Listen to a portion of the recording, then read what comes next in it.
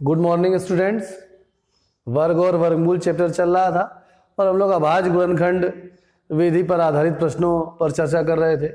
एक प्रकार के प्रश्न और आ सकते हैं, वो ये है कि किसी संख्या के वर्गमूल में इकाई के अंक की क्या संभावना है। अगर आप किसी संख्या का वर्गमूल निकालें और आपसे कहे कि वर्गमूल मत निकालिए, खाली आप ये बताइए कि संख्या के वर्गमूल में यूनिट डिजिट अर्थात इकाई के अंक क्या क्या आ सकता है, उसकी क्या संभावना है, तो इस पर विचार करा जाए। अब जैसे यहां पर हमने एक टेबल बनाई है, यहां पर 1 से 9 10 तक की संख्याओं के वर्ग लिखे हैं, फिर 11 से 20 तक की संख्याओं के वर्ग लिखे हैं। ये तो आप बिल्कुल याद कर ही लीजिए और इसी से ही देखते हैं कोई नियम बन सकता है क्या, उस पर विचार करेंगे। जैसे मान लीजिए हम यहां पर लिखते हैं कोई संख्या और उसका इकाई का अंक। अब देखिए जरा यहां पर चलिए पहली संख्या 1 पे ही विचार करते हैं। संख्या 1 में इकाई का अंक 1 है और देखिए आगे किस में इकाई का अंक 1 है बेटा, 11 में इकाई का अंक 1 है। चलिए 11 में इकाई का अंक 1 है तो संख्या 1 का वर्ग 1 है तो वर्ग में भी इकाई का अंक 1 है। 11 का वर्ग 121 है तो उसके वर्ग में भी इकाई का अंक 1 है और एक ये 81 वर्ग संख्या में मिला।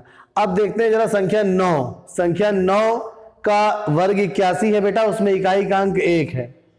और देखते हैं जरा यहां पर संख्या 19, संख्या जो 19 है उसकी वर्ग संख्या 361 है तो 19 के वर्ग में इकाई का अंक 1 है। तो यहां पर एक नियम इस तरह से बन सकता है कि अगर मान लीजिए किसी संख्या में इकाई का अंक, यदि संख्या में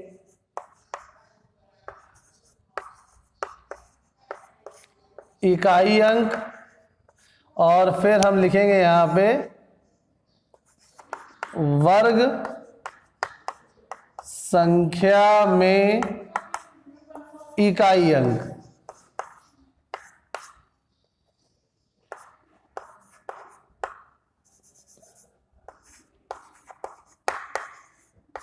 अब देखिए यहां पर अगर किसी संख्या में इकाई का अंक 1 और 9 है बेटा तो उसकी वर्ग संख्या में इकाई का अंक हमेशा 1 होगा।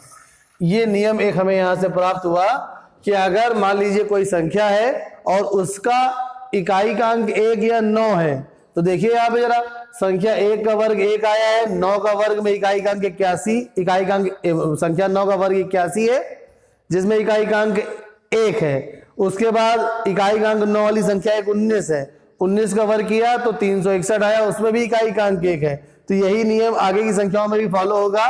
तो यहाँ पर रूल क्या आया कि अगर किसी संख्या में इकाई का अंक 1 या 9 है तो उसकी वर्ग संख्या में सदैव इकाई का अंक बेटा क्या होगा, 1 होगा। यहाँ पे हेडिंग पड़ी कि वर्गमूल में इकाई का अंक की संभावना। अगर कोई संख्या लिखी हुई है और वो पूर्ण वर्ग है, मान लीजिए आपसे कहा जाए कि इसके वर्गमूल में इकाई के अंक की क्या संभावना है। उदाहरण के लिए जैसे मान लीजिए आपसे कहा गया कि एक संख्या है कि 9801 एक संख्या दी गई है आपको, आपसे कहा गया कि इसके वर्गमूल में इकाई के अंक आने की क्या संभावना है।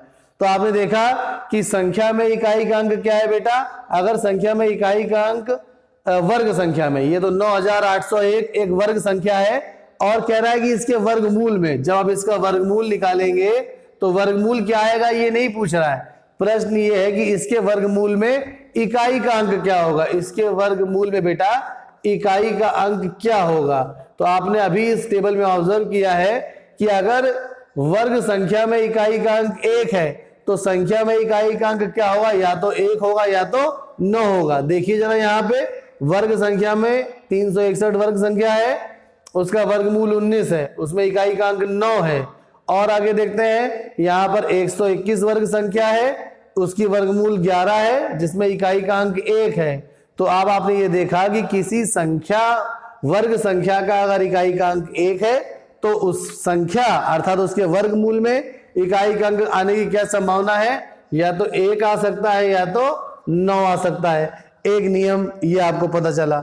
अब ऐसे ही और नियम अगर देखे जाए तो आप देखते हैं जरा और संख्याओं को देखते हैं, वर्ग संख्याओं को। अब देखिए जरा, जो वर्ग संख्याएं ऐसी देखते हैं जिनके इकाई का अंक 6 है, जैसे हम यहाँ पे 16 पे विचार करें और इकाई का अंक जिसका 6 है, ऐसी वर्ग संख्याओं को विचार करें तो देखिए जरा क्या होगा। इकाई का अंक अगर 6 है, 16 है, 36 है, और देखते हैं इकाई का अंक 6 वाली वर्ग संख्याएं, और इकाई का अंक 6 वाली वर्ग संख्याएं 196 मिल गई, फिर 256 मिल गई। अब देखिए जरा, अगर इकाई का अंक 6 वाली वर्ग संख्याएं है, 16 का वर्गमूल 4 है, इकाई का अंक 4 है, 36 का वर्गमूल 6, इकाई का अंक 6, 196 का वर्गमूल 14 है, 14 में इकाई का अंक 4 है, 256 का वर्गमूल 16 है, 16 में इकाई का अंक 6 है। तो आप एक नियम क्या पता लगा पा रहे हैं क्या बेटा? हाँ, लगभग आप सभी लोग पता लगा पा रहे होंगे कि यदि किसी संख्या, वर्ग संख्या में इकाई का अंक 6 है, अगर किसी वर्ग संख्या में इकाई का अंक 6 है बेटा, तो उस संख्या में अर्थात उसके वर्गमूल में इकाई का अंक आने की क्या संभावना है बेटा? 4 या 6। तो अगर किसी संख्या, वर्ग संख्या में इकाई का अंक 6 है तो उसके वर्गमूल में कौन सा अंक आने की संभावना है? या तो 4 आ सकता है या तो 6 आ सकता है। इसी प्रकार से और भी आप नियम अपने अनुसार बना सकते हैं। जैसे अगर मान लीजिए हम वर्ग संख्या में अगर हम देखें कि 5 की बात करें, कि कोई संख्या ऐसी है जिसके वर्ग में इकाई का अंक 5 है, 25, 25 का वर्गमूल क्या है बेटा? 5, तो वर्गमूल में इकाई का अंक क्या है? 5। और आगे बढ़ेंगे, 225 मिली एक वर्ग संख्या, तो 225 के वर्गमूल 15 में इकाई का अंक क्या है?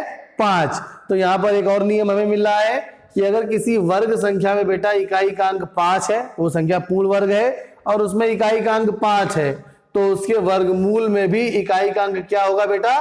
5 ही होगा और कुछ नहीं हो सकता। तो अब इस पर आधारित बहुत सारे प्रश्न आपके सामने आ सकते हैं कि आपको कोई वर्ग संख्या दी होगी, आपसे पूछा जाएगा कि बताइए कि इस वर्ग संख्या में बेटा इकाई का अंक क्या होगा। उदाहरण के लिए जैसे मान लीजिए एक दो हम प्रश्न लिखते हैं। हमने एक संख्या लिखी 99,856। अब 99,856 में इकाई का अंक 99,856 मान लीजिए एक वर्ग संख्या है और आपसे पूछ रहा है कि इसके वर्गमूल में इकाई का अंक आने की क्या संभावना है। तो हमने देखा कि 99,856 का इकाई का अंक 6 है। फिर हमने जो नियम देखा ऊपर हमने भी निकाला है कि जिस वर्ग संख्या में इकाई का अंक 6 होता है उसके वर्गमूल में, यानी उस संख्या में जिसका वो वर्ग है उसमें इकाई का अंक आने की क्या संभावना है? 4 या 6। तो अब यहाँ आंसर स्टेटमेंट कैसे लिखेंगे? लिखेंगे वर्ग, या सीधे सीधे मान लीजिए प्रश्न आपके सामने लिखा है, ये हम सीधा आंसर लिख के दिखा रहे हैं कि वर्गमूल में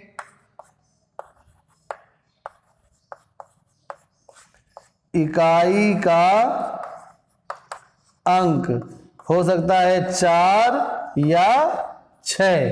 तो अगर कोई संख्या 6 पे समाप्त हो रही है तो उसके वर्गमूल जो होगा उसका या तो वो 4 पे समाप्त होगा या तो वो 6 पे समाप्त होगा। इसी प्रकार से और भी उदाहरण आप अपनी पुस्तक में आपकी दिए गए हैं, तो आप प्रश्नावली को बड़ी आसानी से हल कर सकते हैं और भी नियम आप इसके अनुसार बना सकते हैं। चलिए बच्चों, धन्यवाद।